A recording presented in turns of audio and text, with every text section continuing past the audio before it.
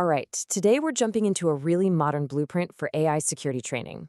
Now, this is part 4 of a 5-part executive summary of a big report from Virtualization Options LLC. We're going to focus on how you can design a curriculum that's continuous, totally customized, and actually effective. The whole idea is to turn security training from this boring compliance chore into a real strategic advantage. So here's our game plan for today. We'll kick things off with why we even need this new kind of training. Then, we're going to build out the curriculum piece by piece. We'll start with a universal core for everyone, then we'll add specialized tracks for different jobs, and finally, we'll talk about how to tailor it for all the different legal rules around the world. We'll wrap it all up by looking at how you measure success and what leadership needs to do to make it happen. So, let's get right to it. We've got to start with the big problem, because most corporate training, it has a fatal flaw, especially when you start talking about AI. So ask yourself this. Is your training one size fits all? If the answer is yes, well, you've got a pretty serious problem on your hands. That old model of generic, once-a-year training sessions, it just doesn't work anymore. It can't possibly keep up with the sophisticated AI threats we're seeing. These attacks are targeted, they're specific to different roles, and that means our defense has to be just as specific. Okay, so the foundation of this whole new blueprint is something called the core. Think of this as the universal baseline of knowledge. And it's not just for the tech folks or for some employees, it's for every single person in the organization. Now, let's be clear. The core layer isn't about trying to turn everyone into a security ninja. Nope. It's about creating a shared language, a basic literacy, so that everyone, from the front desk to the boardroom, can spot a potential threat and knows exactly what to do and who to tell when they see one. And this isn't some one-and-done seminar. It's an ongoing program. It covers all the essentials, right? Things like managing access to AI systems and understanding data governance.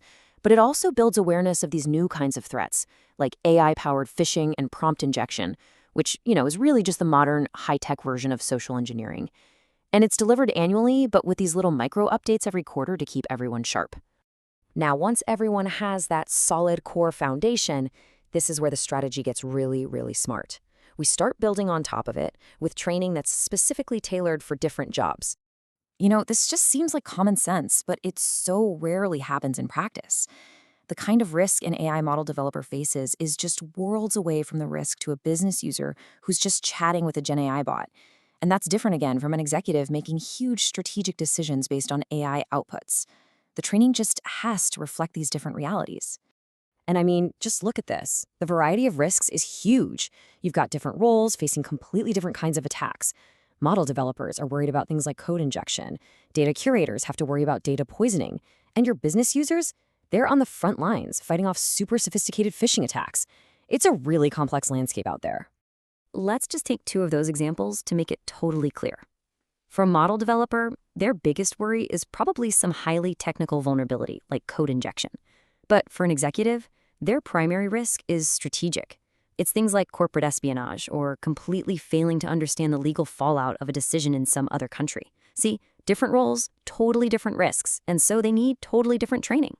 Okay, so we've got our core layer, we've tailored training by role. Now we add the final layer of customization, geography and all those local regulations.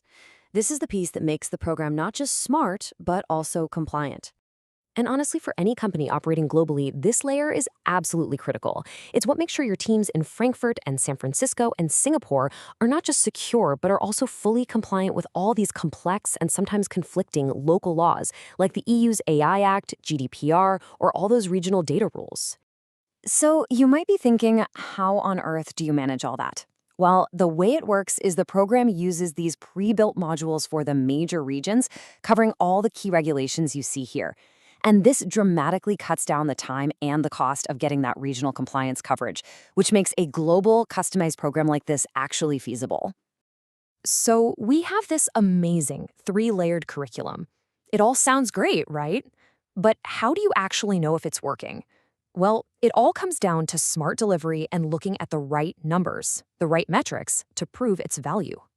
The first metric is super simple and totally non-negotiable. A 95% completion target every single quarter. This isn't just about offering training and hoping people do it. It's about making sure you have consistent company-wide engagement and that everyone's knowledge is getting a lift. All right, so how do you pay for all this? The recommendation is to tie the budget directly to the AI investment itself, 2% of the total AI R&D spend. Now, this is brilliant because it completely reframes the conversation. Training is no longer some general overhead cost that gets cut first. It's an essential, integrated part of the R&D process itself. You're protecting the very investment you're making. And the return on this investment? It is staggering. For a company with, say, a $500 million AI R&D portfolio, that 2% investment, which is $10 million, is estimated to deliver almost $200 million in annual risk reduction value. I mean, this just transforms the training budget from a cost center into a powerful high ROI risk reduction engine. So when you see numbers like that with such a clear value proposition, what does this mean for leadership? Well, the path forward is pretty clear. It's direct and it's actionable. The report lays out 3 really direct steps for the C-suite. First, approve that value-driven budget. Second, appoint a senior executive sponsor, someone who is personally accountable for getting this done. And third, commit to reporting on these metrics at the board level, making training effectiveness a core part of top-level AI risk governance. And this, right here, is the ultimate takeaway. This whole approach fundamentally reframes what security training is. It stops being a compliance checkbox. It's no longer just an overhead cost to be minimized. It becomes a strategic asset that actively protects your most critical AI investments and actually enables growth. Which really just leaves us with one final thought, a question for you to take back to your own organization. Are you still treating security training as a cost you have to minimize? Or are you ready to start using it as the strategic instrument it needs to be to secure your future in this new age of AI?